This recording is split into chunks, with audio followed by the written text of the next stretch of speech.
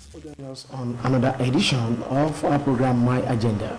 My name is Ademola Adeleke, and as you know, My Agenda is a program, a personality program where we bring to you people of timber and caliber, people who have made name for themselves in society. And this afternoon, I'm having in the studio the Commissioner for Art, Culture and Creative Arts in Ekiti State, the person of Professor Razak Bakare. Professor, good afternoon and welcome. Thanks for joining us on My Agenda. Thank you, Demala. Good afternoon. All right. Good afternoon, viewers at home. Okay, this program is mainly to encourage youth to let them know the person that we've brought to them who have made name for himself in society. And the Yoruba will say, Oduni and Shaimon Foloko. So we know you, but to those who are watching us out there, who is Professor Razak Bakare? Thank you. My name is Basaki Ojo Bakare. I'm a professor of performing arts, specifically a professor of choreography and performance aesthetics. University of Ekiti. I rose to the position of Dean of School of Postgraduate Studies before I was appointed Commissioner for Arts, Culture and Tourism in 2019, and I came back in 2023 as Commissioner for Arts, Culture and Creative Economy. And I'm also the chairman Forum for Commissioners of Arts, Culture, Tourism, Heritage and Creative Economy in Nigeria. Okay, before we go deep down to the politics aspect of your life, no doubt when growing up, you might have set an agenda for yourself that this is what I want to become in life, this is what I hope to become in life. Now, you are a commissioner, you've held the position for like going to 6 or 7 years now, if I'm not mistaken, and you've rose to become a prof. While growing up, do you have the intention of becoming this as an agenda? I didn't. My ambition was to be successful in life and be a known and a successful performing artist. Okay? So it wasn't one of my ambitions to become a commissioner or to even become a professor. In fact, I did have the ambition of becoming a university lecturer. But I was determined to be a successful person in life, determined to be a well-known performing artist. And so all I did was to work hard to the best of my capacity, worked hard as a kid, as a student in the different schools that I attended, worked hard to be one of the best wherever I found myself. Stay away from crime, make sure I did not do anything that is against the laws of the land, and so as I did that, doors began to open. I mean, for instance, at the university where I did my first degree, like I said, it wasn't one of my ambitions to become a lecturer, less of becoming a professor.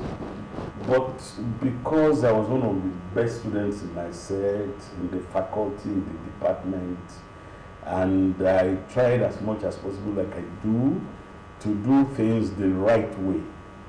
Okay? I just discovered that as I was waiting for my NYC call-up letter, the department invited me and broke the news to me that they were going to keep me in the academics. Okay? I was even frightened because the lecturers were very, very poor and I didn't want to be poor. You know, I wanted to come back to Akure, where I was before going to the university, to continue my practice. Okay? As a choreographer, as an actor, as a scriptwriter, and all that. Okay? So, what I did was to work hard wherever I found myself and tried as much as possible, without claiming to be perfect, but tried to do things right. And then as I did that, it attracted fortune. It attracted open doors, and I found myself where I am today. So you've been practicing as an artist before going to the university? Yes. Okay. As a matter of history, I grew up for as long as I can remember things. I grew up finding myself, being interested in the performing arts. Here in Ekiti, where I was born, in the neighborhood, by the time I was 3-4 years old, if there is anybody there around the Rono, Igbe, or Boba, where we lived and I grew up, they will remember in the neighborhood, people will gather. When I was age 3, age 4, people will gather around me and ask me to imitate the guttural voices of the different masquerades in Ado. And I could do that. They would say, oh yeah, talk like Mo, talk like Ede, talk like, and I could imitate all of them. Okay? Even as a kid, I love dancing, that I could stray away with masquerades during the masquerade festivals. For days on ending, without coming back home until my parents would come and look for me. So, by the time I found myself in primary school, I was already leading the what they call cultural group then at AUD Okela here, where I attended primary school, dramatic society and all that. By the time I got to secondary school, the same thing. Okay, by the time I was in class 5, I had already directed Julius Caesar with my classmates in secondary school, and I was in the dramatic society. So because of those influences and exposures, when I was leaving secondary school, by that time I became aware that this is my path in life, and I was ready to give it all it would take, okay, to become a successful artist. My parents wanted me to be a lawyer, especially my dad.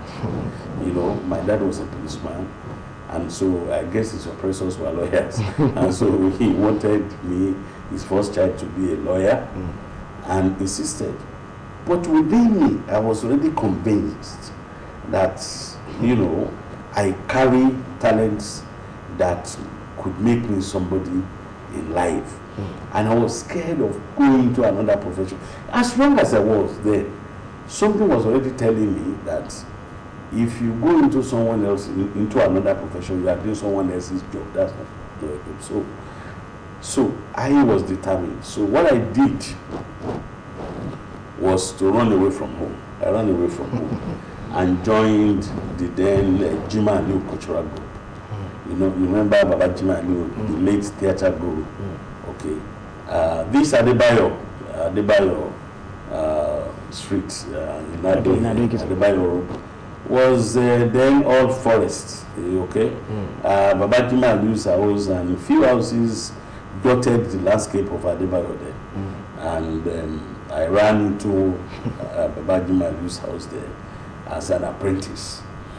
And after some time, my parents discovered somehow that I was there, because we stay in Ekiti here. And so my mom began to be a daily visitor at Jima Aliu's house, weeping, crying, trying to take me away from Jima Aliu and take me back home. My mom was this cry and tell Baba Jima Aliu, school Afeko law, we want him to go back to school, we don't want him to do theater. And Baba Jima Aliu tell her, he's talented, if you want him to go to school, I will train him, you go to school, let him continue.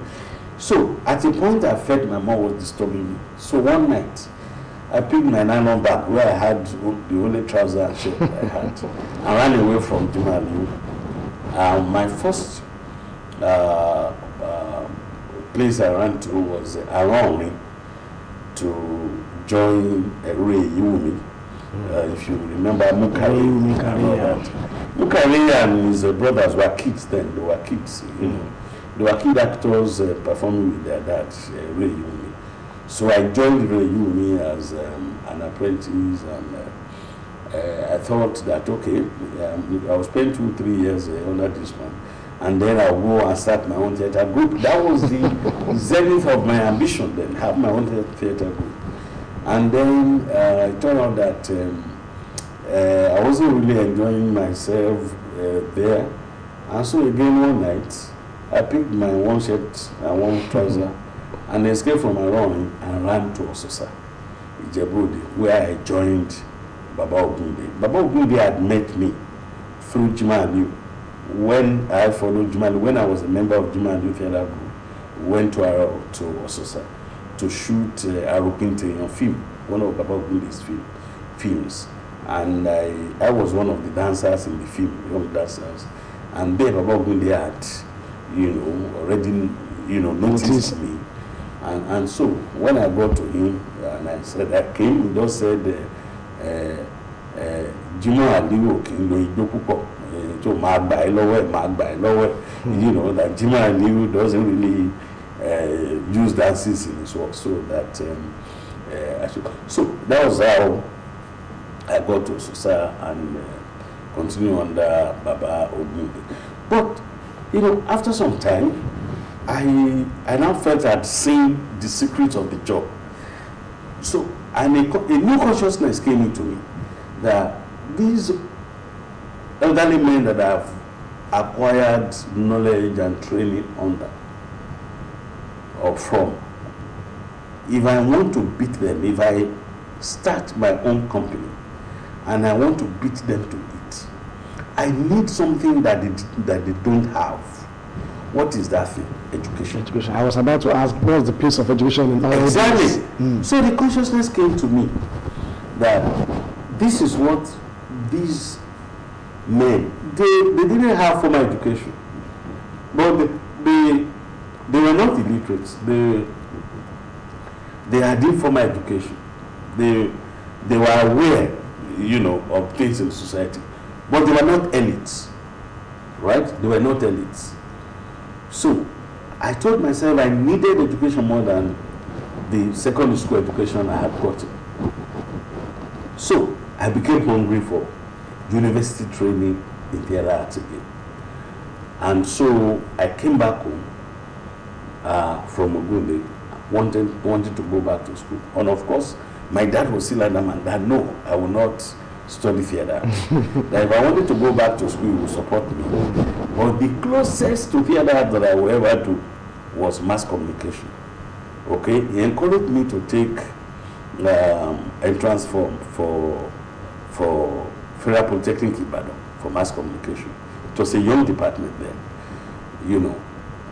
but that I would not. And it was because of that posturing that I ran away from home in the first instance. Now I'm back and it was still difficult to convince. Okay, so the little I'd saved for my feeding money while working under these 3 masters that I had acquired training from, the little money I saved from my feeding money that they were giving us, I looked at it and I said I was going to start something with this money. So I couldn't, I knew it was not enough for me to go to the university, but I knew it would be enough for me to do a 1 year in Ikere, the College of Education at Ikere then, because somebody had given me the information that by the time I finish first year, second year I will go for teaching practice and I will be paid salary throughout the year, with which I will navigate second and third year. So because of that, I took entrance form for the then Ondo State College of Education in Ekiti. Sat for the entrance examination, passed, and I was admitted. So I deliberately chose Yoruba and religious studies as my teaching subjects because I knew that would qualify me later in life to go back to university and study theatre arts. That was day. So that was how I got to Ikere, and you see, I finished the NCE, and then. Were you supported then by your dad for that course? No, well, minimally, because it wasn't here that, so yes, I was ready to become a teacher, so he was okay with it. He supported me the way he could. But when I completed the NC program, unfortunately for me, that was the year I completed. That was the year I was the first set of NC graduates that didn't go for NYC. That was the year NC graduates were stopped from going for NYC. So that 1 year was very critical for me. It was an advantage. Okay, so as soon as I had that, I got a teaching job in somewhere close to Akure, there, a place called Ipule, Bureau High School Ipule, to teach literature and teach Yoruba. And then from there, I was noticed by OSRC. Okay, so I started, working with OSRC, both the radio and the television. From there, I got noticed by the Cultural Center. I moved to the Cultural Center and all that. And that was happening. And then people started telling me, because nobody that saw me working with the radio, working with the television, working with the Cultural Center, believed that I was just an NCE holder. I said, people thought I was a university graduate. Offers that will be given to university graduates they will just assume I bring it to me. And I said, no, I'm not qualified for this thing. So people now started telling me, you are cheating yourself. Go back to school. Go back to school. I didn't want to go back because I was already doing well. In Akure, I wouldn't walk the street without kids, mobbing me. Dan, don't chop poison. It's one of our television programs. They're very popular, Life Circle, where I played Dan, the houseboy. Very popular program. Anywhere in Akure, I couldn't walk the street without people following me and charging, Dan, don't chop poison, Dan, don't, and all that. And then my sign-off name, on USLC Radio, where I was an Akewi, as well as a presenter of a GIO with Lasese, Losobele and Lasisi Adeyemi. I was the third person, where it was the three of us presenting a GIO then. Emma Page, GIO, I composed that song. So my son of then get to learn I promoting pictures. So on the street, then get to learn that. So I was already feeling big. I become a superstar in celebrity. So those who said I should leave all of that and go back to university, I thought they were my enemies. And I said, but at a point, one man spoke to me that I became convinced. I felt that for this man to have said this, it means so. That was what led me to making the decision to go back to the university. And then I went back to Ososa to ask Baba Ogunde for advice. And he recommended the University of Calabar for me because he said, if I majored in acting, it's a saturated field, oversaturated. There are many actors. But that I had a special,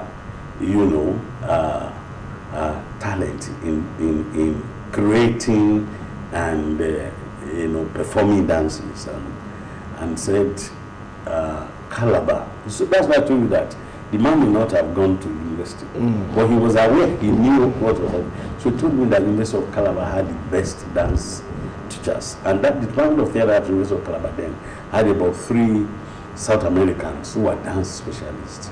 And Baba Ogunde they knew. So he said, go to the University of Calabar. It will be best for you to specialize in dance and choreography. And Calabar has the best teachers in that area. So he gave me a note to the then head of department of the University of Calabar. Said I should go there. And I went to Calabar with Baba's notes. And then I took the jam from direct entry because I was and I was admitted, and then another phase of my life started.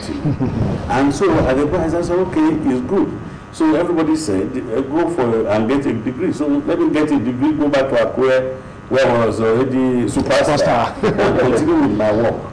And then as soon as I completed that, the department summoned me while waiting for NYC letter and said, we are keeping you. So that we do not, you are not affected by inbreeding. We will allow you to go for youth service elsewhere. But after your 1 year NYC, you are returning here and you start working as a graduate assistant. That was how I became a lecturer, and the rest is history. So what I'm saying in essence is that what attracted these things at Ekiti was the readiness to work hard, determination to do what is right at each time, even when I didn't know how it was going to end up. But I made up my mind I will not take a wrong step. And then I was convinced in my heart what I wanted to be. The details of it I didn't have, but I was committed. I was principled about it. Thank you very much. If you are just joining us, we have in the studio with us the Commissioner for Arts, Culture and Creative Art in Ekiti State, Professor Razak Bakare. And we'll spend like 10-15 minutes into the program. If you are just joining us, you've not missed a lot. Let's hear from Professor Razak Bakare. Yes, you said determination is key in all this, because if we look at dance, artistic work, all those things, we see it as it's just minor, but see where you are today. A university lecturer, a professor, before becoming a commissioner. At what point do you become a commissioner? Was it that your work also speaks for you, or that exactly you are a politician? Now, I can't say I'm not a politician. Now. Before now. But I never played politics before I became a commissioner. I was far away from politics because within me, I hated politics. If I wanted to go into politics, I would not have gone far in academics.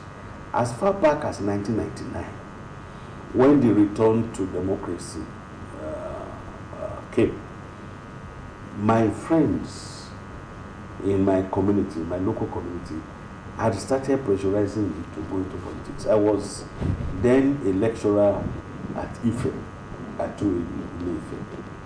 Week in, week out. Okay, so you moved from Calabar to Ife? I moved from Calabar to Abu Zaria. Okay. I was a lecturer in Abu Zaria. Okay, before Ife came to poach me. Okay, let's go ahead. From Abu.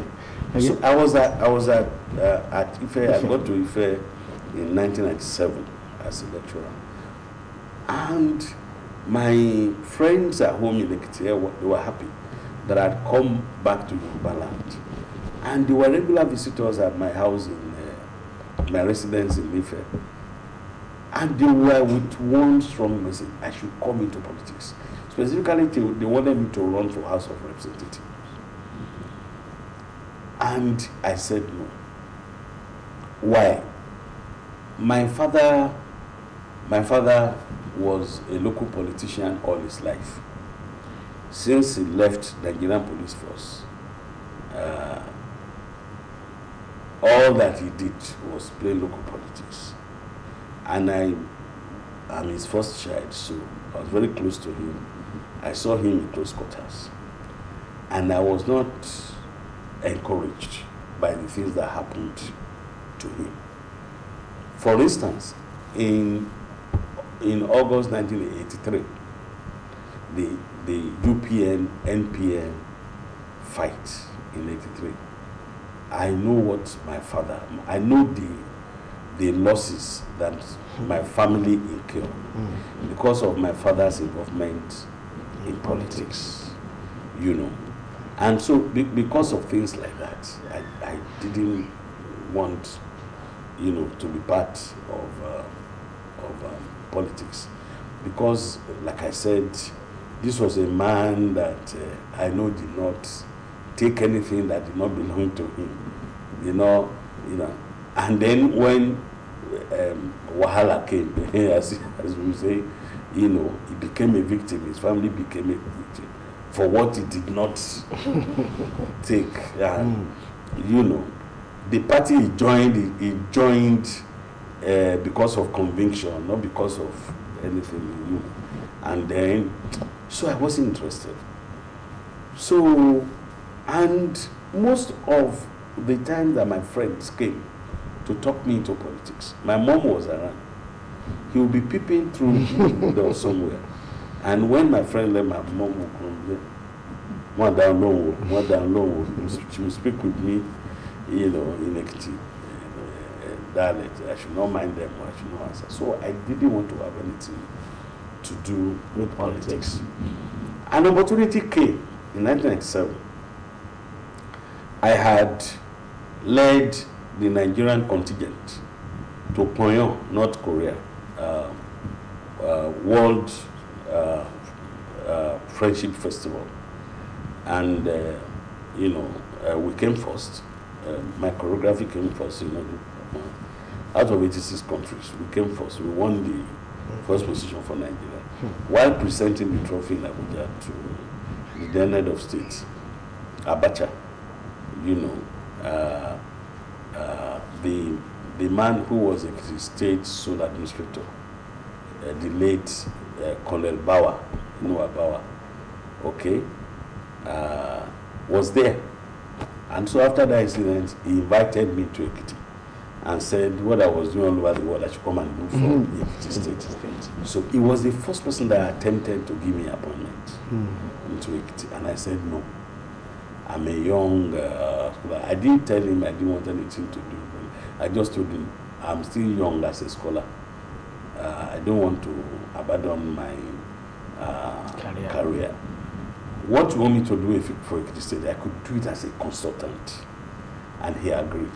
So in 97, I came home to establish this same place I am heading today as commissioner. You see how life is. I never thought it would happen. So I came, I handled the recruitment, the training, I set the place up for that government as a consultant. And I went back to my job. The place has grown to become a full-fledged ministry. And see what happened decades later. I became the commissioner. So that's it. So I simply kept working.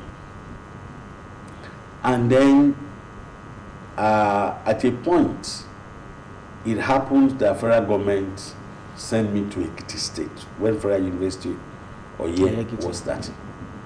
I was the first professor, apart from the vice chancellor, I was the first professor employed by Federal University of Ekiti. You know. So when I arrived at Ekiti, I simply continued with my work as an artist. And information got to government. And then I was brought in to assist government in making the sector better. That was the government of Dr. John Kayode. So that was how I became known to the family of Dr. John Kayode. It was through my work. And if you know Elubisi Fayemi, she's a lover of arts and culture. Okay? And so if you are a good artist, you are her friend. And that was how I became a friend. That was why I became known to that government.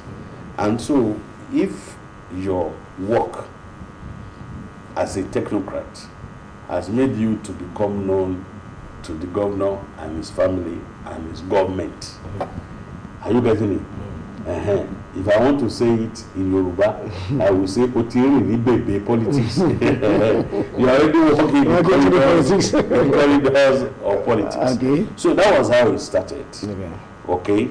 And I became a friend of that government and started working with them, especially in whatever has to do with entertainment, arts, culture, and all that.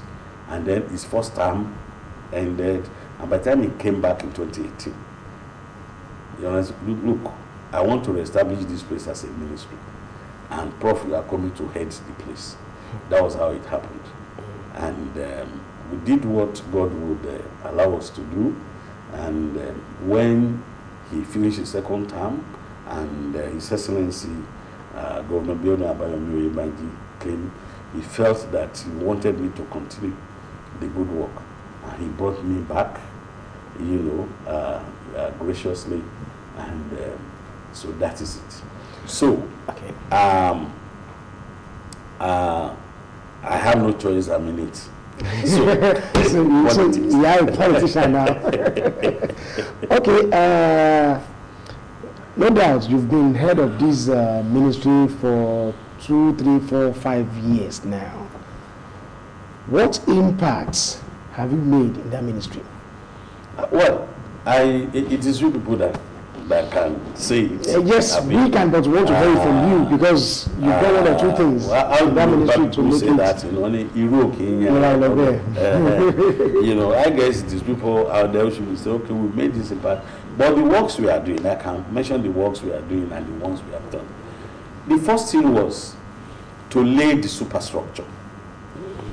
And because it is in phases. We had nothing, absolutely nothing before in this sector. Nothing was on ground. And so we began by laying the superstructure, okay? Making the world to take Ekiti State serious, okay, in the sector, creating, you know, a good image for the sector and for tourism in Ekiti State, working to make Ekiti State known as a destination and all of that. So when we came, we started with making sure you have the right personnel in place. We established what has become to be the best performing troupe in Nigeria, and sometimes you can even post in the world, because we've gone everywhere. We've brought back the laureates from all competitions. I mean, since 2020 that we established Ekiti State Performing Arts Company. We all the international and national events that Ekiti State will not attend before, we made sure we started making our presence felt in those places. In 1 year, twice Ekiti State won the second best state in Nigeria in tourism then, when tourism was still part of the ministry. Okay, that's after Lagos. It was only Lagos State that beat us there. So we were laying the superstructure then. We did a lot of making people to realize what the sector, okay, can bring in terms of building the economy, okay, creating jobs and all that. So presently, we are now bringing in the infrastructure. So after establishing the superstructure, the world now has, you know, Ekiti is serious. I mean, knows that Ekiti is serious about the creative economy. The world knows. And with that, we now must bring in the infrastructure. And that is why presently we are building the International Center for Arts and Culture at the bank of Ureje River, you know Ajilosun. That is the biggest singular space for anything and everything art, culture, and creative economy anywhere in the world. Anywhere in the world. Anywhere in the world. Yeah, you can go and look at it, and then you can go. I'm waiting for the biggest center anywhere in the world. Somebody should tell me. In this place, you have an art theater, you have an event hall, you have a museum, you have art and craft production center, you have malls, you have editing studios, production studios for both film, television, radio, you have dance studio, you have all kinds of studios there, you have a 28-bedroom accommodation facility, so you can come to Ekiti, shoot your film here, stay here, do your post-production without going anywhere, without just staying there, okay? And just at the bank of a big river like that, good environment. You have a garden there, okay? There you have a cinema, a 500 capacity cinema. You have a research center, what we call Center for Research in Yoruba Arts, Culture, and Indigenous Knowledge. Is there? So it's there. That's huge infrastructure, huge infrastructure. Okay, a big future for Ekiti State. As we are building that, Mr. Governor has given me marching orders to commence the building of Ekiti State Film Village. You remember that he himself, currently sponsored. It wasn't government money; it's his own money. Sponsored the making of Ekiti Parapor film. Okay. Handled by handled by Mobimpe and her husband. They did the images. The relics of that production, we are moving to a permanent site where we are now building Ekiti State Film Village. Okay. Where is that? Is it in Ekiti? In Ekiti, in Ekiti, okay. Yes. Okay. The land is between Ado and Inye. Okay. 60% of the content of the film that was just shot, was shot there. So work is going on there. That's an infrastructure. You can see the development of our heritage sites going on. Go to the Fajui Park. A complete rebuilding, not renovation. The place is being rebuilt completely. You can go there and see what is happening. Same thing is happening across the state. As we are talking here, we are talking with UNESCO on the development of the Ogunonire Grove in Ire and all that. That's the development of our heritage site is going on. We are working with our local communities because I tell you, Ekiti State is the festival headquarters of the world. The number of festivals you have in one single local government in Ekiti State is more than what a whole region in Nigeria will have. Okay? Anyway, I don't know anywhere in the world that has the number and the plurality of aesthetics in terms of festivals. What we have in Ekiti State. And this is money, this is commodity for tourism. And so we are working with the local communities in order to develop and repackage these traditional festivals, streamlining their dates as well, so that people can leave their domains, come in Ekiti, stay for weeks, spectate these festivals and all that. So these are the things we are doing presently. Okay? Mm-hmm. And before the end of this administration, I can tell you, yes, 99% of those things will have been in place. Mm-hmm. So that in the second term of Mr. Governor, we will now move from that second phase, which is building of infrastructure. We will now go to real marketing, because that is where it ends. So you have laid the foundation, which is the superstructure. You have made available the infrastructure.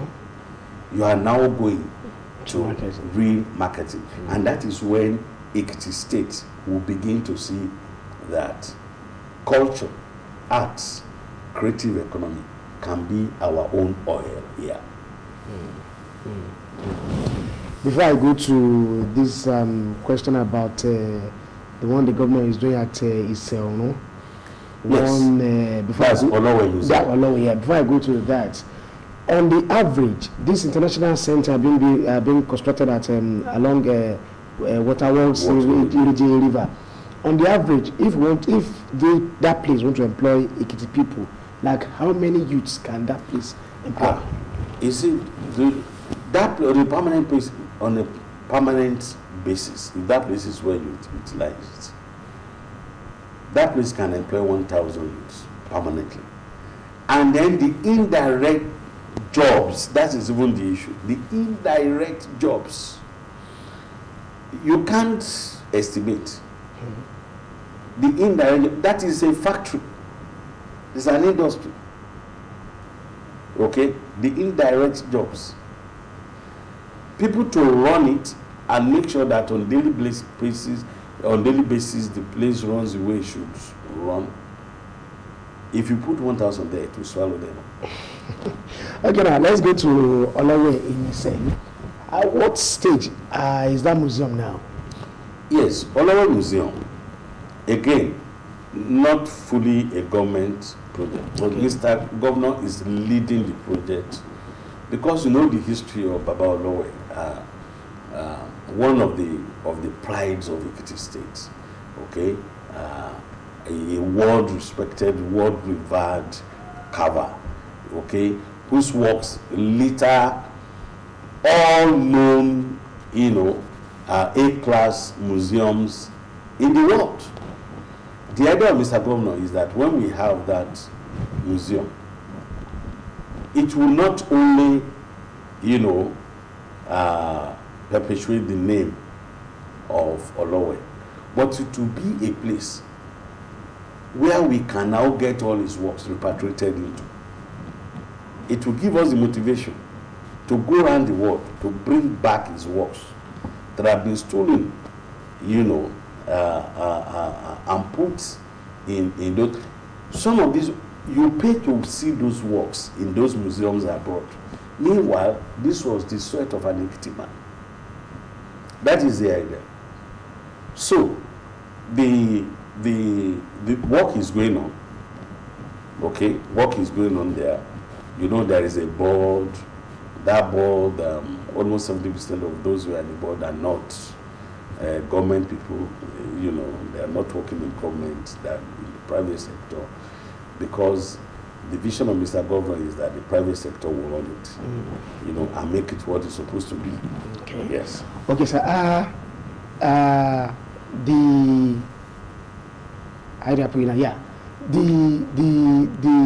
kind of laurels that you won for the state. I know I called you sometimes like 2-3 weeks ago. You said you're out of the country, going to represent Nigeria somewhere outside the country.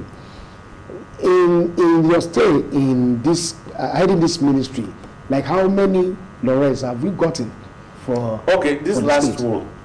one was for Nigeria, not for just Ekiti State. It was for Nigeria. This last one, that's the World Festival of Arts and Craft in India. Actually, the federal government selected Cross River State. Just Cross River State, but appointed me as the creative director to go and handle that troop in Cross River State, create for them and lead them to the competition. And graciously, Mr. Governor Bao accepted and released me for that assignment. So, and we brought honor to Nigeria as expected. But specifically for Ekiti State, since 2020, in any competition in Nigeria, all the competitions in the field of arts, culture, creative economy in Nigeria, since I came into office, December 2019, till we speak now, the worst that Ekiti State has ever done was when we came third at NAFES in 2022 in Lagos. And the way we came third, I don't want to say it. Those who were there knew what happened. Third, it has been first, maybe once or so, second. So we, in any competition, any national meet even international. This India that I just came back from, in 2023, is what Ekiti state that federal government chose to go and represent Nigeria. We came back first. We won the first position.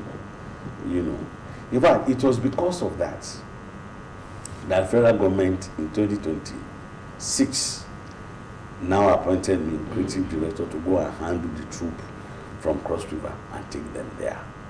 Because they wanted Nigeria to win again. So, Ekiti is the state to beat at any national and international competition today. And the moment they say Ekiti is coming, everybody, So we thank God for the achievements, and that is what it's supposed to be. Okay? Because the government, those who run Ekiti state government, they are special people. They know what they are doing. They know what they want. Are you getting people? That is why our governor, especially the present governor, put people who have knowledge in the different areas. Are you getting it? To head those positions. Most of those who head the different, ministries in this government are experts in those fields. Are you getting it? You have a professor of engineer as your commissioner for utilities and all that. You have an economist as your commissioner for finance. Why will you not do it? That is why in the current ESCO, we are about 5 or so who are chairmen of their national forums in Nigeria presently. It's not a coincidence. For your colleagues all over the country to say you are better than us, lead us. And you have about 4 or 5 currently in the cabinet of Governor Bioda Abayomi. Okay? Because he is wise, he is knowledgeable, and he knows that those who have skills in the different areas of life should be allowed to use those skills to develop the different ministries. And it is working for Ekiti State. Okay, sir. Talking as a politician now, because we are moving to round off the program. Talking as a politician now, what do you hope to see in the next 2, 3, 4, 5 months, years to come in the ministry you are heading, arts, culture, and creative arts? What do you hope to see with the foundation you've laid down now? Of course, the place will continue to be a trailblazer. The place will continue to excel.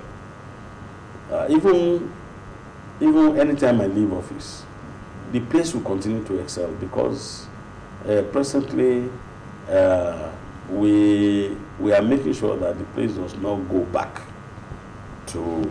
There is a sustainability plan. Yeah, that's why I told you that one of the things we did when we came in was to make sure that we have the right caliber of personnel. And with those personnel, it's not only me working there. We have, brilliant guys working with me there. And by the grace of God, that place will continue to excel. Okay, sir. Going to politics deep because we are in the era of politics, and like you did at the right time, you are a politician. In the next 2-3 months to this time, Ekiti will be going to the polls. What do you see happening to Ekiti? Success. I mean, how no intelligent person, no right-thinking person will throw this government away. We have some challenges like we have one of the best governors anywhere in the world in Ekiti State now. Forget the fact that I'm a commissioner in his cabinet. Okay? I will still say what is right because I have a scholarly conscience. I won't mislead the public. I'm a scholar, first and foremost. The truth of the matter is that you do not find leaders like Biodu Abayomi Oyebanji you do not find them easy. It is lucky. It is not cheap to find a leader like him. That is the truth. Even those who are playing politics, who are daily waxing the negative rhetorics and narrative, they know the truth. The only thing is that they must demarket to hijack power. They know the truth. So, I know Ekiti people are wise. I know Ekiti people are intelligent. I know Ekiti people can decipher between the good, the bad, the ugly, the wrong. And so I'm very, very confident that Governor Biodun Abayomi Oyebanji will be there till 2030. I'm so confident. That is the truth. Because I don't see any, there's nobody in Ekiti State that doesn't know what is good. Okay? So who is it? Those who are contesting now, who is better than him? Tell me. And what has he really done wrong that will make it people to say, you have done one time or don't want to for second time? Tell me that thing, that one singular thing that has not done correctly. That thing that has not done right. And that is his life. See, if you knew him before he became the governor, you know he has always been like this. He has always been like this. And good thing, for more than 10 years before he became governor, he has been in the politics of Ekiti State, robustly, actively. So he cannot hide, he cannot pretend. He's somebody that everybody knows very well. So I'm waiting for that person that will genuinely and correctly say, this is his weakness, so why he cannot be governor again?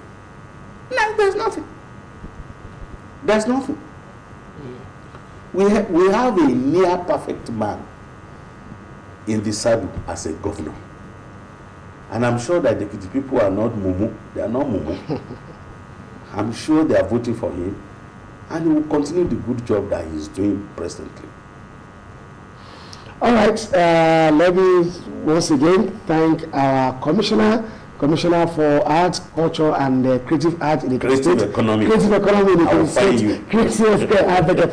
Creative economy in the Ekiti State, Professor Razak Bakare, for coming on the show this afternoon. Thank you very much for your time, sir. Thank you, Demola. And my agenda, probably you have one or two things to share with our audience before you leave, because one thing I've gotten from this program this afternoon is you have to be determined no matter what. Yes. So to our youth looking at you, what's your parting words, like words of encouragement to them? My parting words, and as we go to the polls, yes, also give a message. My parting word to our youth is this: be hardworking, be patient, and also be godly. You didn't create yourself. There is a God that has a role to play in the affairs of man. That's the truth. Except you can beat your chest and say you created yourself. So know those three things. Work hard, do things right. Don't be in a hurry, and then don't be faster than God. If you can do those three things, my brothers and sisters, there's only one way for you to go, and that is up. Success will come your way.